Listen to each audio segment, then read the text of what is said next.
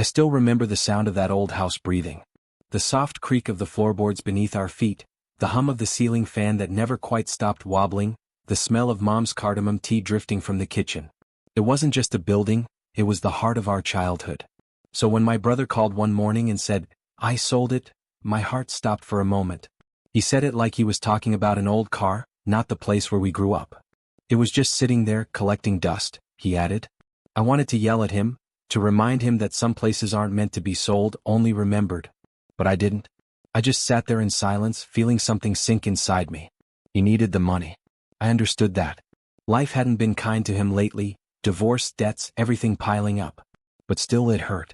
The house wasn't his alone to sell, yet he did it without even asking me. For weeks I couldn't bring myself to drive by. Every time I passed the street sign that led to our old lane, I'd take a different turn. Until one day curiosity got the better of me. The for sale board was gone, replaced by a shiny car in the driveway. New owners had already moved in. But as I parked across the street and looked at the house, an old memory struck me, something buried deep in the back of my mind. The floorboards. The loose ones near the window of our old room. I froze. Did my brother forget? Because what we hid under those floorboards wasn't just junk. It was something that could change everything. The next day I couldn't focus on anything else. That thought kept gnawing at me, the floorboards. It had been more than 20 years since we'd hidden it, but I could still remember the exact spot. The second plank from the left, under the window where sunlight always fell in the afternoons. Back then we were just kids. My brother Daniel was 12 and I was 9. We had this secret box, a small wooden chest Dad used to keep his old watch in. After he passed away, Mom said it got lost. But we knew where it really was. We hid it together, promising never to tell anyone. Inside were old letters, Dad's army badge, a few photographs and something else. Something Daniel swore we'd never mention again. When I parked outside that house again, my palms were sweating. I wasn't even sure why I was there. Maybe I just wanted to see if the floorboards were still there. Or maybe I wanted to know if the new owners had found it. I walked up to the porch. The new owner, a middle-aged woman with kind eyes, opened the door when I rang the bell. "Hi, I'm sorry to bother you," I began awkwardly. "My family used to live here. I was just passing by and thought I'd take a quick look at the place." She smiled, the way people do when they don't really want to say no. "Of course, come in for a minute." The moment I stepped inside, every memory came flooding back. The wallpaper was new, but the scent of old wood and time still lingered. My eyes went straight to the corner of the room, to the floor near that window. And that's when I noticed it. The second plank was still slightly raised, just like before. She hadn't fixed it. I felt a strange chill. Daniel had sold the house. But he hadn't told anyone what lay beneath those boards. And if what I remembered was still there, then the secret we buried wasn't gone yet. That night I couldn't sleep. Every time I closed my eyes I saw those floorboards, and what lay beneath them. Part of me told myself it was just childhood nonsense, that the thing we hid didn't matter anymore. But another part of me knew better. Because what we buried that day wasn't just sentimental, it was dangerous. I called Daniel the next morning. "Hey," I said, trying to sound casual. "When you sold the house, you didn't check the old room, did you?" He was quiet for a moment. "Why would I?" I swallowed. "Do you remember what we hid under the floor?" He laughed nervously. "Come on, man. We were kids. You really think that box is still there?" His tone was too light, too fake. That's when I realized something. Daniel did remember. He just didn't want to talk about it. After a pause, I asked, "You didn't tell the new owners anything, right?" He hesitated. "No. Why would I?" Then he hung up. That call left a pit in my stomach. Something wasn't right. I could hear it in his voice, the tension, the guilt. Later that evening, I decided to drive back. The street was quiet, the house glowing softly from inside.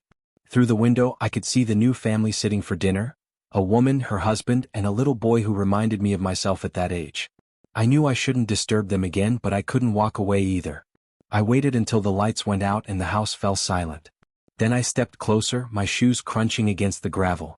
The memory of that loose floorboard kept replaying in my head. Because beneath it, in that small wooden box, was the one secret that had torn my family apart. And if someone found it now, they wouldn't just uncover the past. They'd uncover the truth we buried with it. I parked a little down the street, engine off, heart pounding. The night air was cold, the kind that makes everything sound sharper. The rustle of trees, the faint chirp of crickets, even my own heartbeat. I stared at the house for a long time, trying to convince myself to leave. But I couldn't. Not after remembering what was inside that box. I slipped around the back fence, careful not to make a sound. The moonlight helped me see just enough to find my way. Every step felt heavier than the last, like I was walking straight into the past. I found the window that led to our old room. It was cracked open slightly, maybe for ventilation. Just enough for me to slide it upward. The smell hit me first, that same old scent of dust and polish. The moment I stepped in, I felt like that 9-year-old kid again. My flashlight beam cut through the dark, landing on the wooden floor where we once sat cross-legged, whispering secrets. I knelt down near the window and ran my fingers across the floorboards. My hands were trembling. The second plank still had that faint looseness to it. I pressed the edge and it gave way with a soft creak. Dust rose into the air as I pulled it up. Beneath there was a hollow space, small but deep enough. My heart was hammering so loud I could barely hear anything else. I reached in. And there it was. The same wooden box. The same faded carvings Dad had made on the lid, initials of our family name. I hadn't seen it in over 20 years, but it looked exactly the same. Untouched. Forgotten. I lifted it carefully and set it down. My hands shook as I brushed away the dust. I hesitated before opening it, staring at the faint scratches across the lid, the ones Daniel made that day when we buried it. When I finally lifted the top, the smell of time hit me. Inside were the old letters, the faded photographs, and the small black envelope. The one that changed everything back then. The one Daniel swore we'd never speak of again. My hands froze above the box, hovering over that black envelope. It was smaller than I remembered, the paper brittle, the edges curled from age. For a moment I just stared at it, afraid to touch it. Memories came rushing back. Daniel's pale face the night we hid it, Mom crying in the kitchen, the police car parked outside with its lights flashing through the rain. I was too young to understand it then, but old enough to know something terrible had happened. I picked it up carefully. The faint scent of smoke clung to it, old, almost forgotten, but still there. My name was written across the front in my father's handwriting. I felt a sting in my chest. He'd been gone for over 2 decades, but his pen strokes were still steady, still alive on that fragile paper.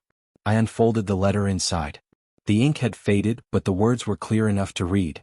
It wasn't long, just a page, but every sentence hit like a hammer. He was confessing something. Something about the fire that destroyed his workshop, the missing documents, and the debt he couldn't repay. But there was more, a line that made my breath catch. If anyone ever finds this, know that Daniel was not to blame. It was me. I read it again. And again. My father had taken the blame all those years ago, but now this letter said otherwise. The truth was different. Daniel had lied. He wasn't the innocent victim I'd thought he was. He was the reason our father lost everything. I sat there, shaking, the letter trembling in my hands. All this time, Daniel had made me believe Dad's death was an accident, that guilt had driven him. But now, sitting in our old house in the middle of the night, holding that letter, I finally knew the truth. My brother had sold our home for cash. But what he had buried under these floorboards was his guilt. I don't know how long I sat there. The air felt thick, like the house itself was holding its breath with me. That letter trembled in my hands, its truth cutting deeper the longer I looked at it. For years I carried this ache for my father, for what I thought was his weakness, his failure.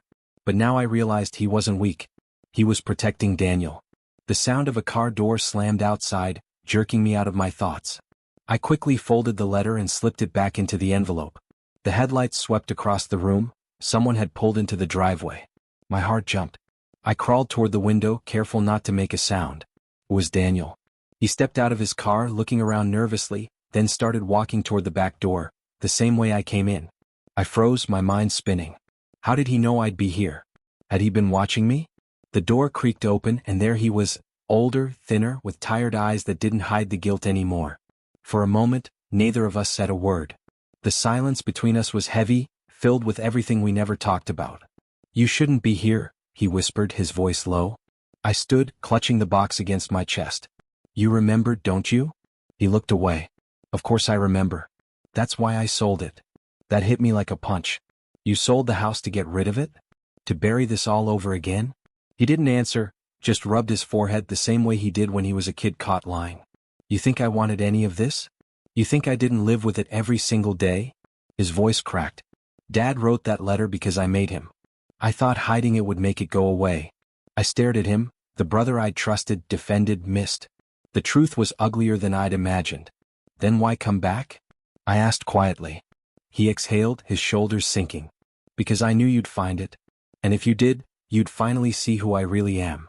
His words hung in the air, raw and heavy. I could barely process them. My flashlight cast long shadows across his face. The same face I grew up looking up to, now hollow and worn from years of guilt.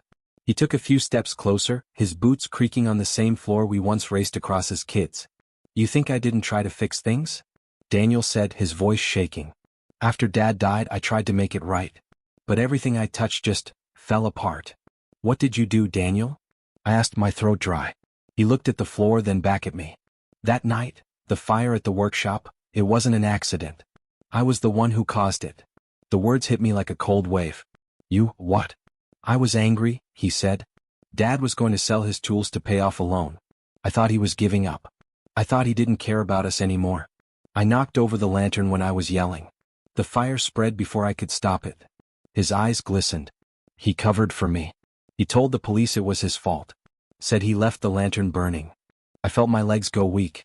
All those years I spent thinking Dad was careless, that his mistake ruined us. It had been a lie. A sacrifice. You let everyone blame him, I whispered. I was a kid, he said, his voice cracking. And after he died, I didn't know how to live with it. So I buried the letter. Buried everything. Selling the house was supposed to end it. I shook my head slowly. But you didn't end it. You just locked it away until someone else paid for it. He closed his eyes, a tear slipping down his cheek. I know. For the first time in years, Daniel looked small, like the boy he used to be. Not the man who betrayed me. Not the brother who lied. Just someone broken by his own past. But something still didn't make sense. If he came back tonight, what was he really looking for? Daniel didn't answer right away. He just stood there, the glow from the flashlight trembling between us. His eyes darted toward the box in my hands, then back to my face. You shouldn't have opened it, he said finally, his voice barely above a whisper. Then why come here? I asked. If you didn't want me to find the truth, why follow me? He sighed, his breath visible in the cold air. Because I knew once you read it, you'd hate me. And I couldn't let you leave without hearing me out. I felt anger rise in me, but underneath it was something else. Confusion, sorrow, even pity. You had 20 years, Daniel. 20 years to tell me. You let me believe Dad was careless, that he destroyed everything.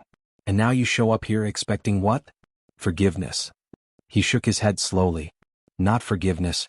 Just understanding. I stared at him. The silence between us was thick, interrupted only by the faint creaking of the old house settling around us. The same sound that once comforted me now felt like a warning. Daniel walked over to the window, looking out toward the dark street. When I sold this place, I thought I could finally start over. I thought if I let it go, maybe the guilt would go with it. He turned to face me. But every night I saw Dad's face. Every time I looked at my son, I saw the man I betrayed. Something inside me softened just a little. Maybe because I could see the pain etched into every line of his face, the years of silence, the weight he'd carried alone. Why tonight? I asked again quietly. He took a deep breath. Because the new owners called me this morning. They found a loose plank near the window. They said something was hidden underneath and they wanted to know if it was mine. I felt my stomach twist. Daniel looked at me, his voice breaking. I came back before they opened it, but it looks like I was too late. The room fell silent again, except for the faint ticking of the old wall clock the new owners must have hung up. Too late. Those words echoed in my head as Daniel stared down at the box, his hands trembling slightly. For the first time, I noticed how old he looked, older than his years worn by regret. I swallowed hard. You were afraid they'd find the letter? He nodded. Not just the letter. There was something else in there, something I added after you stopped talking to me. I frowned, my chest tightening. What do you mean? He rubbed his face with both hands. A document. The last one Dad signed before the fire. The one that proved the loan wasn't in his name. Was mine. I forged it. My heart nearly stopped. You forged it? He nodded again, his voice hollow. I thought I could fix things, that if I got the money I could pay him back later. But when the fire happened, everything burned except that letter. The guilt, it never went away. So I hid what was left. I thought if no one ever found it, maybe I could forget too. He looked at me, eyes glassy. You weren't supposed to know, okay? You were just a kid.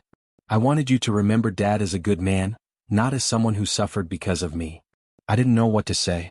My mind was spinning, part of me furious, part of me broken. The truth had shattered everything I believed about my family. You ruined his name, I said quietly. And you let me grow up hating him for something he didn't do. Daniel's shoulders dropped. I know. The silence stretched between us, heavy and suffocating. I could see the pain in his face, but I couldn't feel sympathy, not yet. Then, before I could speak again, a sound came from the hallway. Soft footsteps. Daniel's eyes widened. Someone's awake, he whispered. We both froze, staring at the open door, the dim light spilling from the corridor. And then a small voice broke the silence. Who are you? A boy, the new owner's son, stood there rubbing his eyes. The boy couldn't have been more than 8 or 9, the same age Daniel and I were when we first hid that box. He stood there in his striped pajamas, blinking at us, his small hand gripping the doorframe. For a moment, neither Daniel nor I moved. We must have looked like ghosts in his house, intruders caught in the middle of their own past. Daniel slowly raised his hands, trying to calm the boy. Hey, it's okay, buddy, he said softly. We used to live here. We were just visiting. The boy frowned. My mom said no one's allowed in after dark. Before I could respond, we heard footsteps from down the hallway, hurried, panicked. A woman's voice called out, Ethan? Are you okay? The mother appeared seconds later, her face tightening as soon as she saw us. She froze, clutching the boy's shoulder. Who are you? What are you doing in my house? I opened my mouth trying to explain, but words stumbled out awkwardly. I'm sorry. We didn't mean to scare you. This used to be our home. We just wanted to look around. Her eyes darted to the box in my hands. You broke in, she said, her voice rising. Daniel stepped forward, his palms open. Please just give us a minute. There's something under the floorboards that shouldn't have been left here.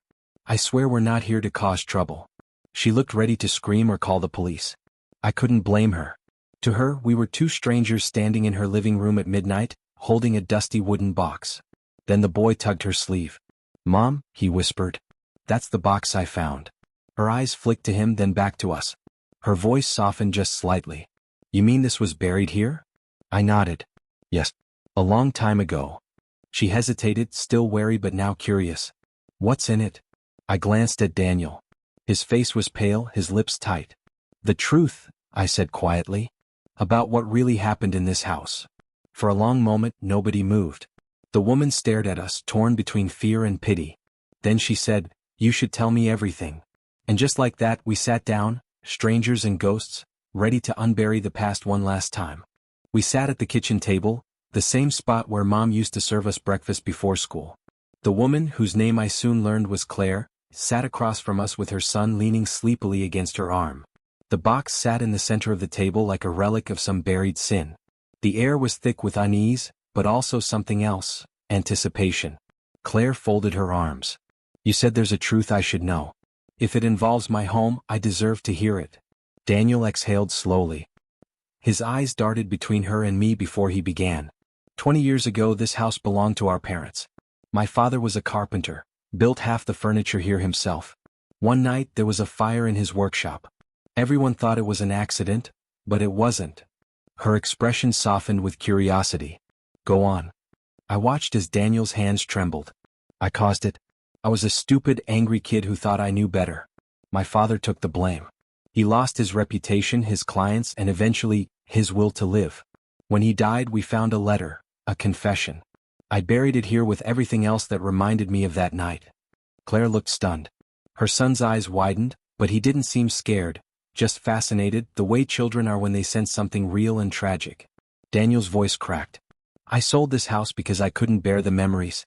But when you called about finding the box, I knew I had to come back. To face what I ran from. She stared at him for a long time, then at me. So you came back to make peace with the past? I nodded. We didn't mean to trespass. We just needed to see it one last time, to make sure what was buried didn't stay buried in silence. Claire sighed and looked down at the box. You can take it. Whatever it is, it doesn't belong to this house anymore. Her voice was gentle, not angry, not fearful. Just tired. Daniel nodded, his voice almost a whisper. Thank you. But as I picked up the box, something inside rattled. It wasn't just the letter. There was something else, something neither of us remembered putting in there. The sound was faint but unmistakable, a metallic clink, dull and heavy. Daniel and I exchanged a look, both frozen in the same thought. When I'd lifted the box earlier, I'd been too focused on the letter to notice it. Now that noise felt almost alive, like the past refusing to go quietly. Claire noticed our hesitation.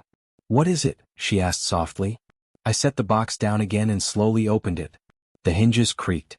Inside, beneath the old letters and ashes of time, lay a small metal key wrapped in cloth, tarnished with age, yet still glinting faintly under the kitchen light. Daniel frowned. "That wasn't there before." I looked at him sharply. "You're sure?" "Positive," he said. "We never had a key. We only buried the letter, the photos, and Dad's badge." Claire leaned forward. "Maybe your father added it later?" But something in my gut told me that wasn't true. I picked up the key, feeling its cold weight against my palm. There was a tiny tag tied to it, faded and frayed. Written in my father's old handwriting were just 3 words. "For when ready." Daniel's eyes went wide. He must have added it after the night I buried the box. I stared at the key, my mind spinning. For when ready, it wasn't just a message, it was a test. Maybe Dad knew one day we'd come back. That we'd have to face the truth, together. Claire tilted her head. "Do you have any idea what it opens?" Daniel swallowed hard. "Maybe, the old workshop." The word sent a chill through me. The workshop had burned, yes, but the brick storage shed behind it was still standing, though sealed shut for decades. I looked at Daniel. "You think he left something for us there?" His jaw tightened. "Only one way to find out." Claire's son yawned and she gently stood. "It's late. Whatever this is, maybe it's time to finish it, and let this house rest." I nodded slowly, slipping the key into my pocket. We thanked her quietly and stepped outside. The night air felt colder than before. The street was still. And as we stood there under the porch light, Daniel said the words that sent a shiver down my spine. "Let's go to the shed." Daniel's face drained of color. He took a shaky step back, the flashlight trembling in his hand as its beam danced across the dusty walls. "Both of us?" he repeated, his voice tight, almost panicked. "What is that supposed to mean?" You couldn't have." I shook my head, but a strange unease crept up my spine. The air inside the shed felt heavier now, like the shadows themselves were pressing closer. "I don't know," I said quietly, unfolding the letter completely. My father's handwriting filled the page. Neat, deliberate, familiar. "My sons, if you're reading this, then I didn't have the chance to say goodbye. I want you to know I forgave you both long before the fire. We all make mistakes when we're young. But the truth must never die with me." My hands went cold. "Both of us." Daniel leaned in. "What truth? What mistake?" I swallowed hard. A memory flickered, faint, distant, of that night before the fire. The smell of kerosene. The way Daniel shouted at Dad. The way I'd run into the workshop crying. But there was something else too, something I'd buried so deep I never dared to look at it again. I whispered, "He wasn't alone in that workshop." Daniel stared at me. "What do you mean?" I took a deep breath. "I was there, Daniel. I came in after you left. I was scared he'd throw your stuff away, so I tried to move the lantern back onto the shelf, and it fell." He froze. The silence that followed was unbearable. The truth hit both of us like a slow, crushing weight. All these years we'd blamed him and each other, but the truth was that we both caused it. 2 frightened kids. One moment of anger and fear that burned down everything. Daniel dropped to his knees, hands over his face. No, it can't be." I knelt beside him, my throat tight. He knew, Daniel. That's why he forgave us both. He looked up, tears in his eyes. "All these years, we hated each other for something we both did." I nodded slowly. "And he carried that guilt alone, to protect us." The shed went silent again. But this time it wasn't heavy. It was peaceful. For the first time in 20 years, the truth had finally come home. Daniel and I stood in the shed, both staring at that letter like it could still change the past. The words blurred in my mind, "I forgave you both." They echoed louder than the night around us, louder than the crickets, louder than my heartbeat. Daniel wiped his eyes with the back of his hand. "All this time," he whispered, "I thought I was the only one carrying it." I nodded slowly. "Maybe that's why we both ran from this place. It wasn't just guilt, it was the memory of what we did together." He let out a shaky laugh that wasn't really laughter. "I spent years blaming you for judging me when the truth is, you didn't even remember your part." I looked at the floor, unable to meet his eyes. Maybe I didn't want to remember. Maybe I needed to believe one of us was innocent. For a long moment, neither of us spoke. Then Daniel reached out and closed the trunk. "He forgave us," he said softly. "It's time we forgive ourselves too." Outside, Dawn was beginning to color the horizon, faint pink and gold creeping over the rooftops. It felt almost poetic, like the house was exhaling after decades of holding its breath. We carried the box out together. The cool air brushed against my face, carrying the scent of wet earth and something lighter. Peace, maybe? At the back fence, Daniel stopped. "What do we do with it?" he asked.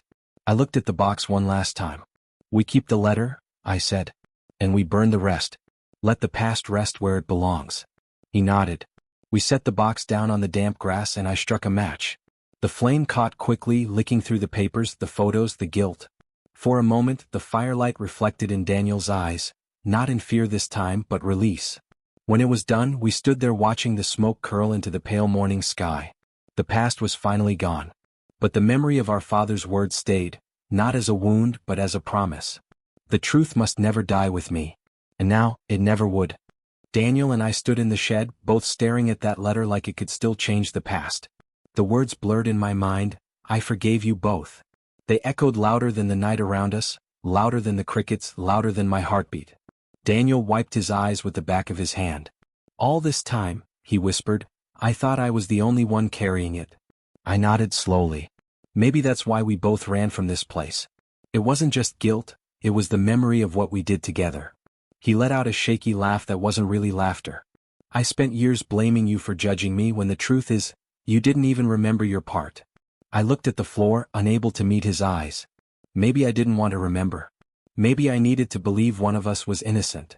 For a long moment, neither of us spoke. Then Daniel reached out and closed the trunk. "He forgave us," he said softly. "It's time we forgive ourselves too."